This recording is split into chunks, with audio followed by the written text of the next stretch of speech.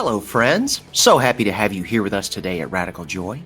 If you've been here before, welcome back. If this is your first time with us, well, we're glad you're here. Each week, we're here with you talking about things that weigh on our minds and hearts, hoping if you're dealing with something similar, we can adjust our perspectives as you listen. The more people we meet and the more places we go, the more we realize how important it is to make people aware of the fact that there is no shame in enjoying the parts of our lives that are incredible. It's time for some radical joy. And this week, the three fingers pointing back at me are for weird. Is it who you are or where you are? This morning, I was journaling. I got up really early today. I've got a photo shoot, and I'm pretty excited about it. We're going to have a whole new look for a lot of our things here at Radical Joy. And before a big day like today, I have a little bit of a hard time sleeping. I wake up early, and hopefully I make a productive day out of it. So this morning I've already gotten up. I've done my Duolingo. I've been sipping my coffee. I got my journal done. While I was journaling this morning, I often write about things that I remember from my childhood that weren't necessarily my favorite. And this morning I started writing in there, and I started talking about how, I was such a weird kid. And that's not necessarily a bad thing to be different from everyone else around you, but it was also one of those things. It's like I was such a strange child because, I didn't play a lot of sports. I didn't fish or hunt that much. And growing up in rural Alabama, that's not necessarily very common, especially for young men. I loved reading. I loved staying inside. I loved learning. I loved playing video games, which, that's not really terribly uncommon, especially in today's society. We got a lot of folks that love video games now. It's not really anything that I do anymore. But I considered all of these things, and I just kept thinking to myself, I was such a weird kid. And then the thought occurs to me, I was like, wait a second, what if your weird wasn't you, but where you were? Like, what if weird is a function of location and not necessarily person? And that got me thinking. I was like, now that's a really good question. One, weird is not necessarily something that is bad. Okay. I want to make sure that I put that out there. I know there's a connotation to it, especially whenever I take those dramatic pauses around the word. The older I've gotten, the more I've realized that weird has been a huge help to me in my life because it has put me outside the norm. And again, a lot of people find a lot of success and comfort in the norm, and that's great. And then there are people who, like me, love to live sort of outside that circle just to see what we can find once we get out there. A lot of people do that, and I think it's a wonderful thing to do. I think that a little of both is a great balance. Finding comfort, solace, and making sure that we're part of a community, which could fall more in the normal, quote unquote. And then also wanting to think outside the box, to go outside those boundaries, to see what lies out there, to see what you can accomplish whenever you go past or beyond what people consider to be normal. Okay, I think that's an interesting thought. Let's explore that just a little bit today. That's where I wanted to go with it because I was writing, like, that's a really good topic for us to discuss here. What was it in your childhood? What is it today that is considered outside the norm, but also gives you a lot of joy? What brings you a lot of satisfaction, both as an individual, as a member of your community, as a part of your family? What are those things? What do they look like? Whenever you qualify that as weird, outside the normal, outside the standard, is that something that you define as weird, or is that something that people in your life have told you? If they have, who are these people to you?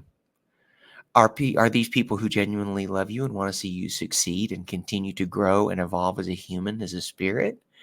Are these people that are perhaps competitive with you in some way? Are these people who perhaps hold an element of envy whenever they think of you or hold you in any sort of esteem or regard? These are really important things that we have to continue to focus on.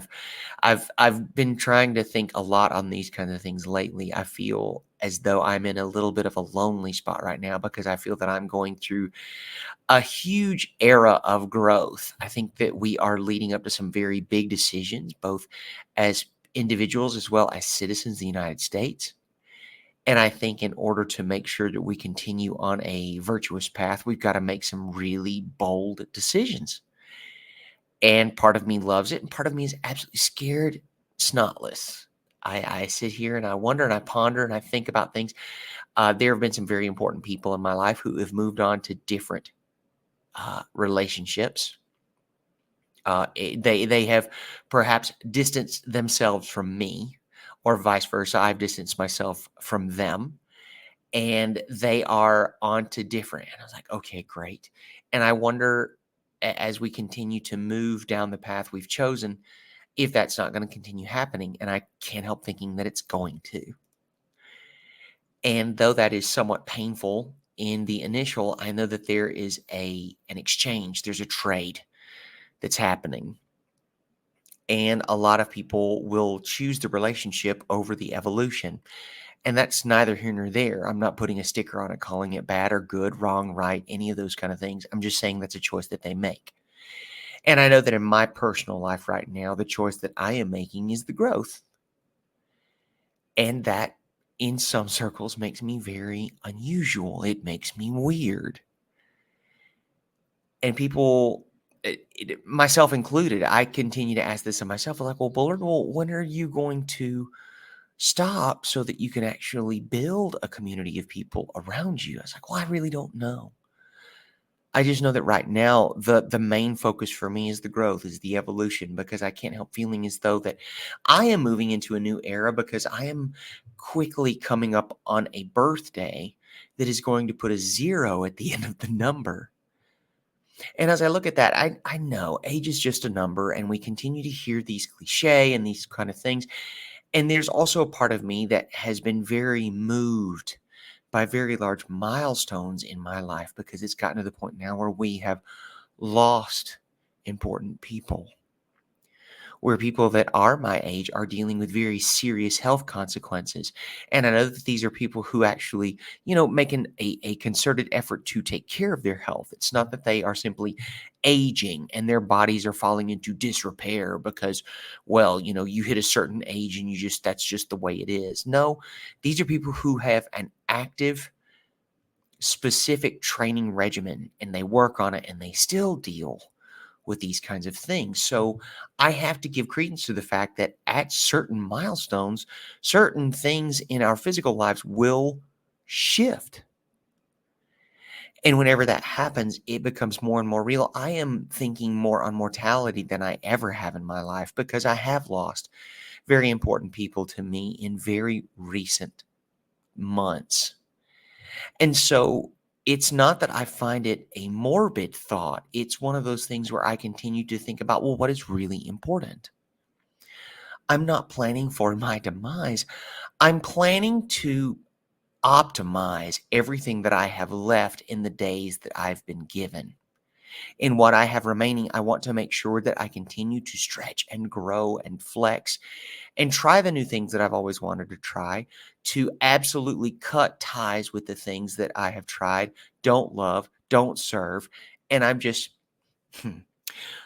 at what point do the things that you don't want to give up on become more of a burden than a something that you continue to work toward being better at doing? Right? Like, say you pick up a new musical instrument, or you pick up a new language, or you do these kinds of things, and you work at these things, and you grow, and you nourish your talent or your gift for whatever this is that you've picked up, and try to make this something at which you're more proficient. Great. At what point do you look at that as like, this is no longer inspiring joy, to perhaps take off on a Kondo-esque theme? This is no longer something that really moves me in a way that makes me happy. Where is the line? What is the segmentation? Where do we find that, where it's like, okay, I tried this for X amount of time. I worked at it. I specifically designated time and worked on it diligently, daily, for this amount of my life. And now I'm looking at it and I just don't love it. Okay, fair. So at what point are we moving on from something that doesn't serve versus giving up on something that we almost made a breakthrough? I honestly don't know the answer to that question. I know that I have a lot of things in my life that are like that. I'm studying Dutch currently. It is not easy. There are a million rules, there are exceptions, there are things in it that just like, ugh, okay? And some of the words make all the sense in the world because they also have a Germanic root, just like English. And so you're studying it and it like, oh, of course. And then there are times when you're like, I don't know where in the world this comes from. Why does the word nurse have 74 syllables? Okay, I'm exaggerating. I think it has like 4 or 5. And then I reach out to my Dutch friend and I'm like, what the heck is this about? And he's like, well, back in the day, it used to be zusten, which is a sort of like alternate to the word sister, because back in the day, during the very early, um, uh, I guess the earlier iterations of healthcare, most of the nurses were actual nuns. I was like, "Well, see, that makes sense. Zuster, yes, sister, because the word Zus is the word for sister in Dutch." And I thought, yes, that makes all the sense. But like, I can't recall at this moment. I had to talk about it earlier today whenever I was going over my Dutch, but now I'm out of that. I'm out of that mindset and onto recording an episode of Radical Joy. And I cannot for the life of me remember what that word is, but it's just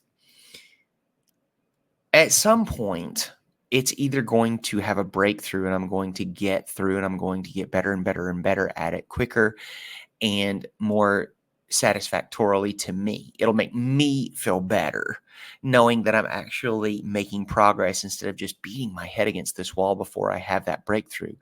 Eventually, I don't know if you are like this, I have a click moment where I work and I work and I work and I get really frustrated and I get really irritated. And the whole thing, I just want to flip the table and holler expletives and cry an ugly faced snot nose session and just walk away from it or throw the books on the fire or any number of things that are completely and utterly unhelpful and unproductive. But you feel like you work so hard for so long at this thing that shouldn't be as difficult. Oop, there's that word, should, as you're finding it. And then one day you're like, you know what? Screw it. I've had enough. Done. And you walk away from it. Where's the line? Where is the part where you're like, okay, cool. I have given all that I intend to give to this, and I'm just absolutely stinking over it. Versus today was difficult, tomorrow may be better. I have to keep working at this because this is a goal I've set, and I want to make sure that I don't just give up when things get hard. Okay. How do we know? How do we know? And I'm asking this because I would love to know. This is something that I often struggle with myself. I would love to pick up a guitar and be able to play it, and I've tried a few times. It's one of those things where I feel it was much, much easier whenever I was younger and didn't have things like paying bills and all these other kind of things that were really, that took up a lot more of my plate. And I can only imagine what it must be like if you have a partner, if you've got a family, these kind of things. I know those kinds of luxuries, these hobbies can be very challenging to carve out that amount of time to learn something like that. And here I am, just some guy, living way off in the desert. The only thing that I have to do is sing a song every once in a while and make fun videos for the internet. Okay. So, like, why are you not getting more done? And I don't know. I think that it's one of those things where you have to work a little harder. You got to devote a little more time depending on what this new challenge is that you've chosen for yourself to be able to give that. And I want to give myself grace for it. I have a tendency to get really worked up and fuzzy about it. It's like, "Ugh, this is so frustrating. And I've got 74 other things that I could be working on that I'm already good at that I could just get better at." Yeah, yeah, absolutely. So why are you torturing yourself with this? Well, because I want to do this. Okay, cool. I can't help feeling like a lot of times that we judge ourselves just a little bit more harshly than perhaps the rest of the world. And I can't say that's true for every aspect of our lives. I know, man, there's some nasty people out there on the internet. And you, back to what we were talking about earlier, if you step outside the boundaries of normalcy, if you get into that segment of weird, man, there are lots of folks out there that want to tell you just exactly why what you're doing is a waste of time, or they want to tell you that you're doing something wrong. Whenever, quite frankly, you may be doing this for the first time. Okay, great. I'm always open to constructive criticism. But if I'm hearing somebody just wants to be an asshole on the internet, well, I just haven't got any time for it, if I'm honest. I think a lot of people are really ready to step on weird. If they don't get it, it must be wrong. If they don't get it, it must be dangerous. If it's not something that they enjoy, they want to hose it down until that one little ember that you've got growing is nothing but just a pile of ash or a wet coal. It didn't even get a chance to burn to an ember. It just got started, and then somebody's like, "What are you doing?"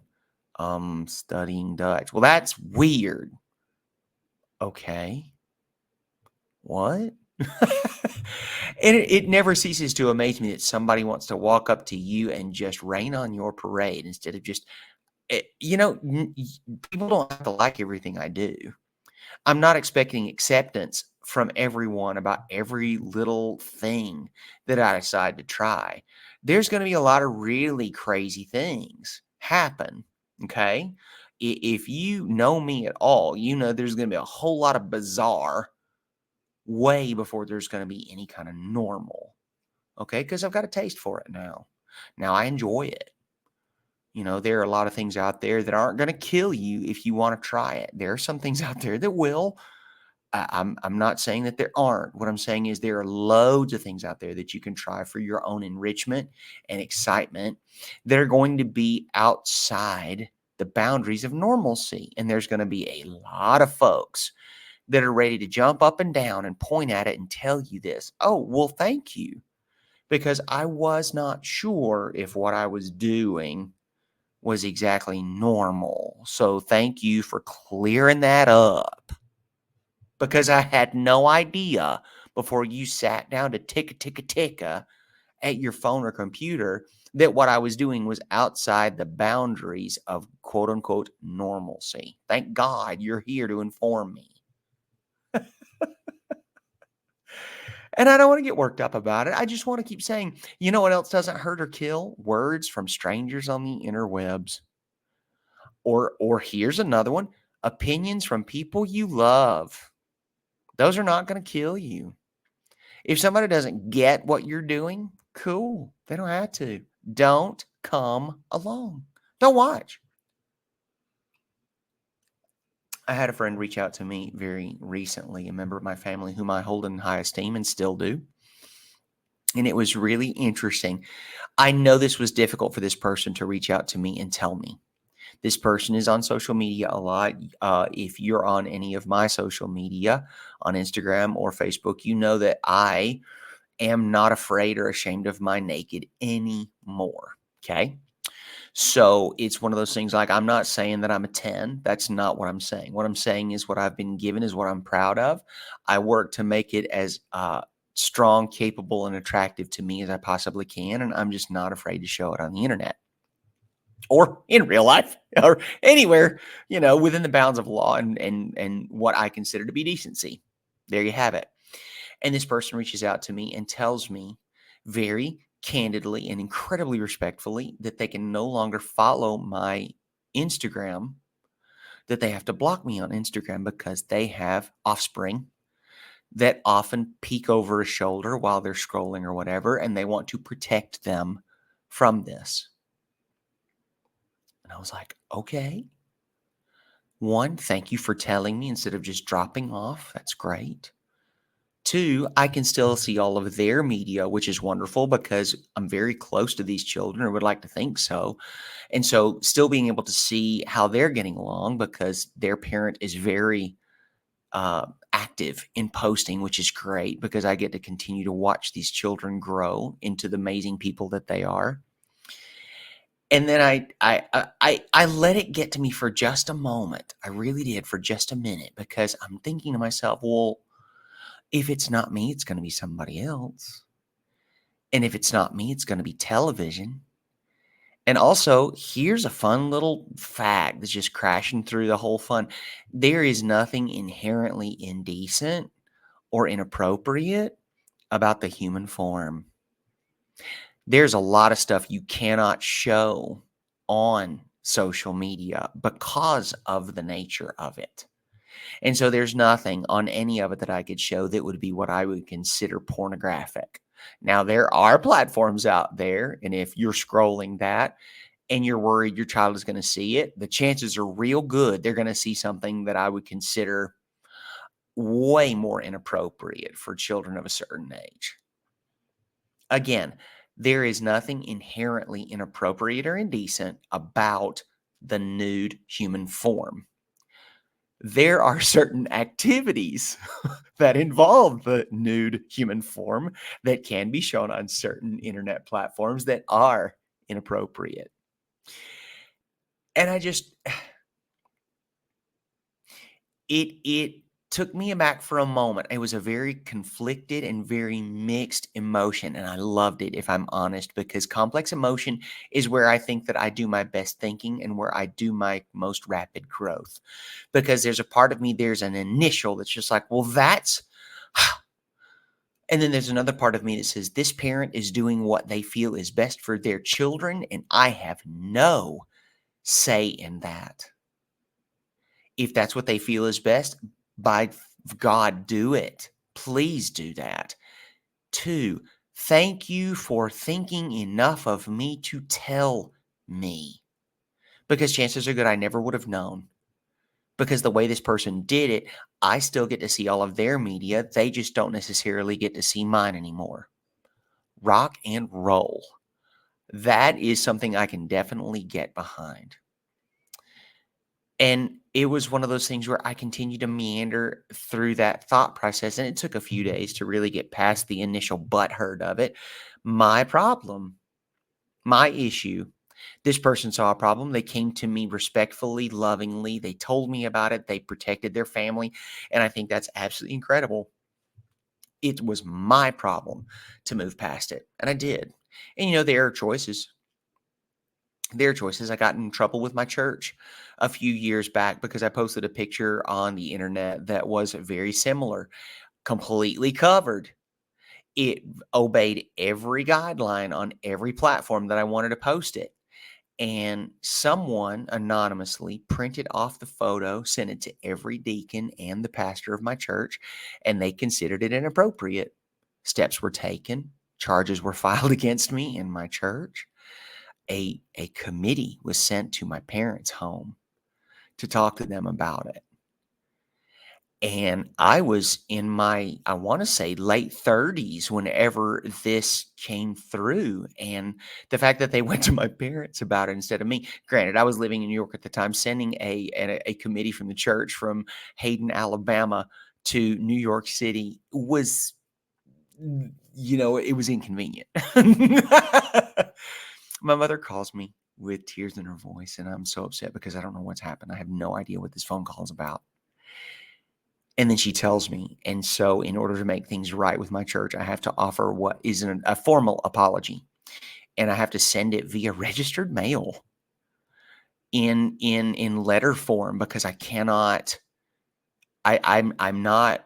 I'm not at a place where I can travel back to Alabama to make this apology in person. And I want to get it done just as soon as possible because if you don't make your apology, they will withdraw fellowship from you. They will basically kick you out of the church for a photo. It's like, okay. And again, I'm not judging them. That's not what I'm saying here. They made the call. They informed me about it through their channels. I made the apology in the way that it was supposed to go. If I want to, there are choices to be made. I'm not judging what was done. Okay. Just so we're clear, it was what they saw as inappropriate or weird, which is what we're talking about here. This photograph is amazing. Okay. That is my opinion on the whole thing. In Hayden, Alabama, in my church, it is not. It is weird. It is inappropriate, which goes back to the thought that we're saying. Maybe your weird is not your person, but your geography. Okay. Now, went through the whole thing, talked to the pastor, did the letter, everything was fine. He says, you have to sign it, you have to send it, da-da-da. I was like, okay, great. It's already on its way to you. He says, okay. I was like, great. And the thing that stood out to me most was the fact that they were very stern about it. Never unloving, never uncaring. It was just that they had a very specific way that it needed to be done because it almost always had to be done in person. It's like, great, that's not an option. How can we fix this? And we did. And then I started thinking on it, and then I started pondering on it, and then I started making choices. It was very upsetting for my family. It was one of those things where, God bless my dad. He's like, really? He says, y'all are here for this? Shout out to Ed Bullard. Well done, Pop. Appreciate that. I really do. Because I agree. I don't think that it was one of those things. However, it was not my decision to make. The elders of the church made that decision, and they put it out there, and I was like, great. Also, and should they see pictures that they consider or deem inappropriate in the future, I have my stipulations and my guidelines for what I think is inappropriate and appropriate. Okay. And I made sure to make this very clear to my parents.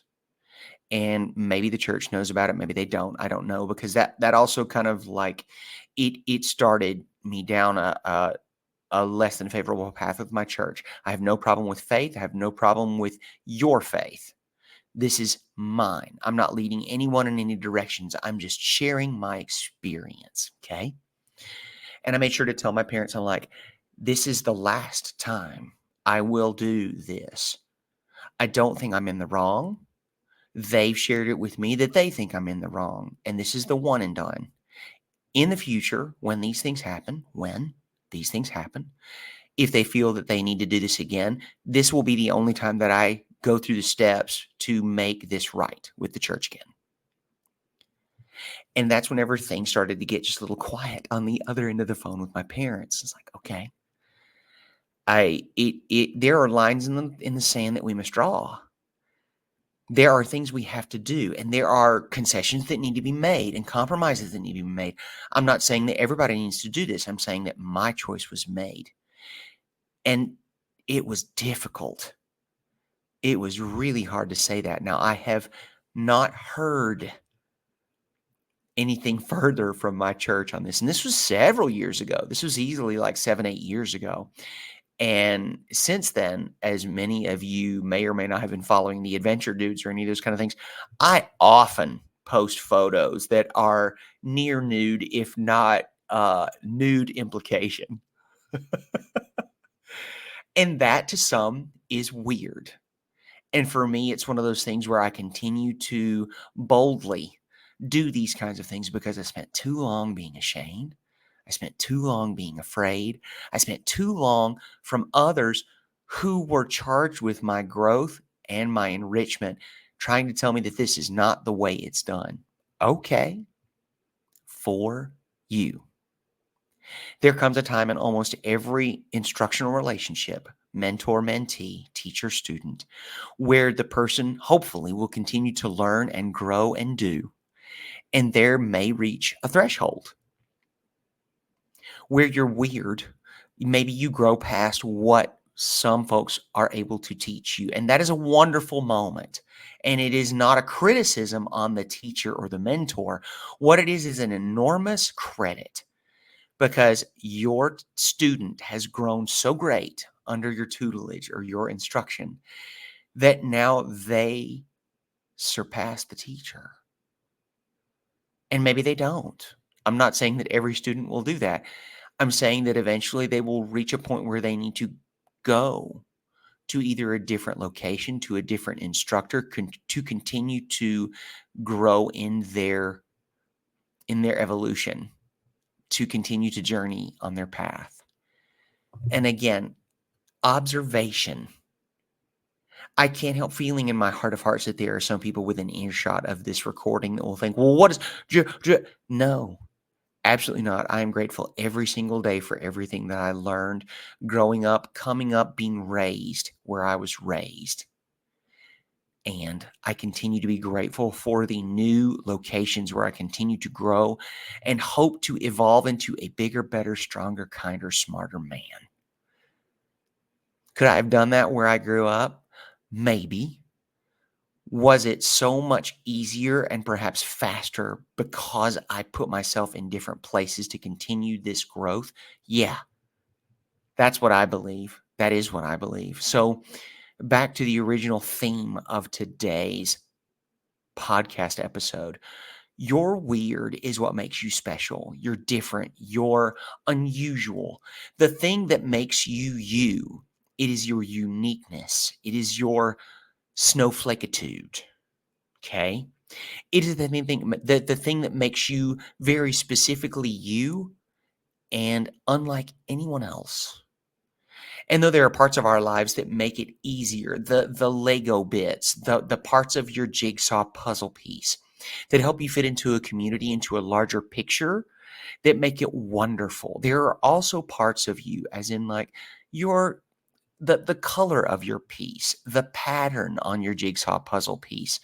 Those kinds of things are what make you very specifically you, and what provide whatever it is that only you can provide to the tribe to which you belong. And that is not bad.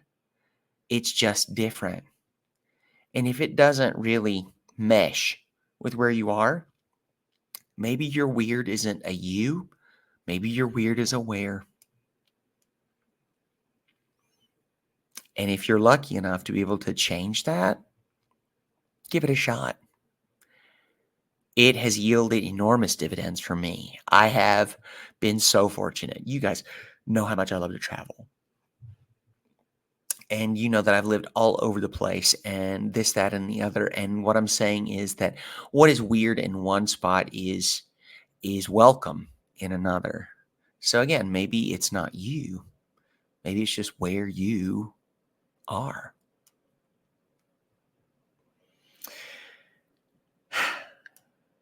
I love these little half-hour bits and bytes we get to spend together. Thank you so much for being here today. If this is your first episode of Radical Joy, welcome. I'm so glad you're here. Thank you so much for joining us. If this is not your first episode, welcome back. It's always a pleasure to know that friends, loved ones, and especially strangers and new neighbors are tuning in to listen to what we have to offer here at Radical Joy.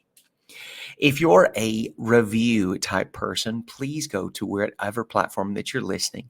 Give us a 5-star review. Make sure you tell people what it is that you liked about tuning in today, what you love about listening weekly. And hey, we love good press. We love a share. So if this episode has given you something that you love to think about, it's really moved you in a way that is special to you, please share on your social media channels so other people might be moved as well.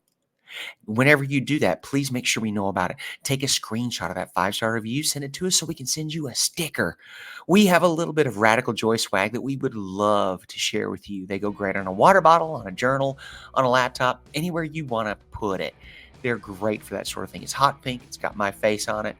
And we would love to have you making sure that you put the good word out there if this is something that you find valuable and useful. As always, friend, thank you so much for tuning in.